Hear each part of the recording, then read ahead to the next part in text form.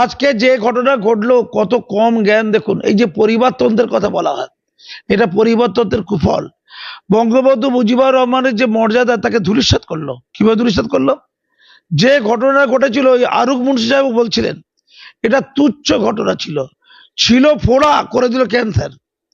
ছাত্ররা যখন সংরক্ষণ ইস্যুতে কিছু দাবি করেছে, তাদের বলতে পারতো যে তোমাদের দাবিটা হাইকোর্টে বাতিল হয়েছে, সুপ্রিম কোর্টে আমি দ্রুত দাবিটা তুলবো, বিবেচনা করার জন্য আমি বলবো, তোমরা এত উত্তেজিত হও না। তোমাদের যে সংরক্ষণে যে তুলে দেওয়ার দাবি, আমি তো 2018 সালে মেনেছি, কিন্তু সংরক্ষণ, ওই মুক্তিযোদ্ধা পরিবারের কিছু লোক হাইকোর্ট থেকে সংরক্ষণের দাবিকে আবার জাগরিত করেছে। আমি সুপ্রিম কোর্টে গিয়ে এটা মূল্যায়ন করতে বলবো, বলেছে? বলেনি। আবু শহীদকে মনে পড়ে? অল্প বয়সে 17-18 বছরের যুবক, তরুণ তাজা, সে শুধুমাত্র